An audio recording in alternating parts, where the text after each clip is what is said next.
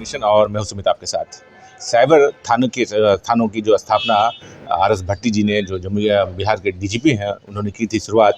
तो अब सभी 38 जिलों में साइबर थानों का जो गठन है वो हो गया है। और साइबर थानों के गठन होने के बाद जमुई जो साइबर थाना है उसको एक बड़ी सफलता मिली है। एक अंतर्राज्यीय गिरोह, साइबर फ्रॉड का जो गिरोह है, उसकी गिरफ्तारी जम्मू पुलिस ने की है। हमारे साथ जानकारी साझा करने के लिए जम्मू के एसडीपीओ हैं, साथ ही साइबर थाना के एसएचओ भी का प्रभार भी इनको दिया गया है। हमारे साथ मौजूद हैं डॉक्टर राकेश कुमार, आइए इनसे बात करते हैं।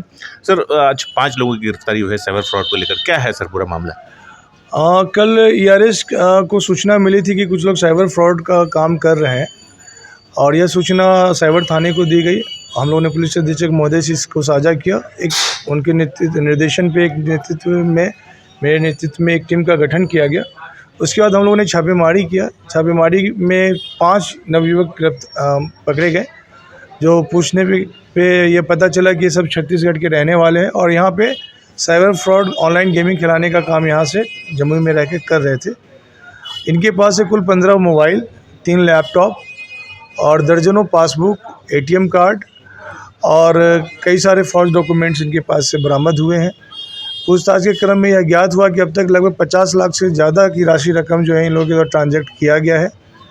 ये ऑनलाइन गेमिंग खिलाने का माइकल रेड्डी बुक करके एक ऐप है, वेबसाइट है, वहीं पे कई सारे ऑनलाइन गेम का ऐप ये लोग खिलवाते हैं और वो जनता को प्रलोभन देते हैं इनाम की राशि का, और उनसे फिर वो आईडी बनवाने के नाम पे पैसा अपने अकाउंट में ट्रांसफ़र कराते हैं।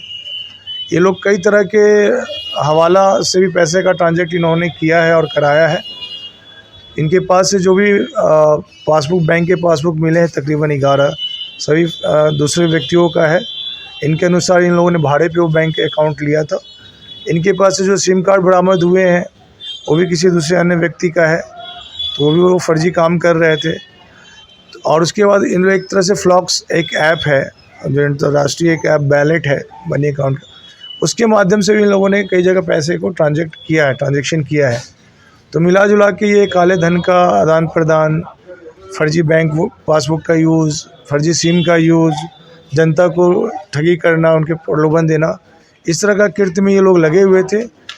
इस तरह के ठगी के तकरीबन 9 लाख रुपए जो भी वर्तमान में इनके खातों में उपलब्ध थे, विभिन्न खातों में, उनको हम लोगों ने फ्रीज करवाया है, कराने की दिशा में आगे कार्रवाई किया है।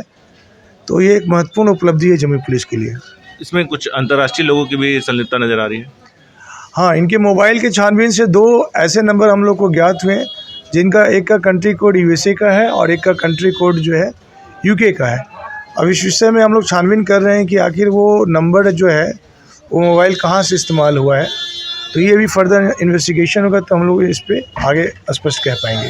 सर, छत्तीसगढ़ के जो युवक हैं जमुई आकर के क्या लग रहा है, तो इतनी दूर से जमुई ही आना क्यों उन्होंने पसंद आया? क्योंकि ये क्या, इस विषय पे भी हम लोग पूछताछ कर रहे हैं।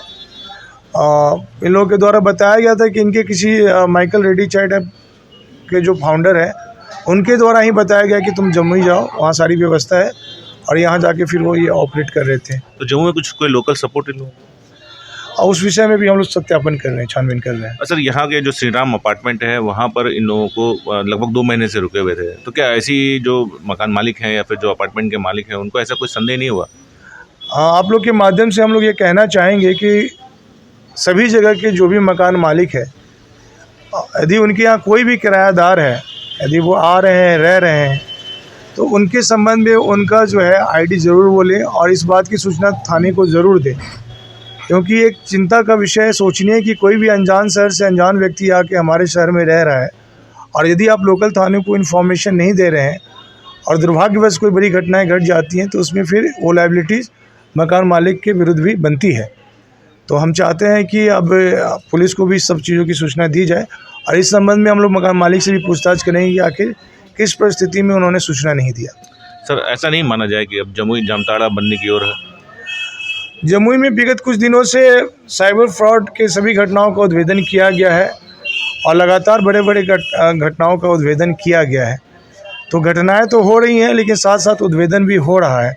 हम लोग ज़्यादा सक्रिय हैं साइबर अपराध के विरुद्ध में, और हम लोग संकल्पित हैं कि ऐसे अपराधी जो भी हैं जो साइबर फ्रॉड में लगे हुए हैं, उनके विरुद्ध कानूनी कार्रवाई हम लोग सुनिश्चित करें।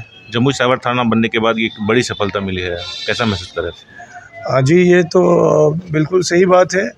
बिहार पुलिस खासकर और जो आर्थिक अपराध इकाई विंग के तहत जो हम लोग जमुई साइबर थाना काम कर रही है पूरे राज्य में, और हम लोग को प्रशिक्षण भी दिया गया है कि कैसे इन मामलों को टैकल करना है।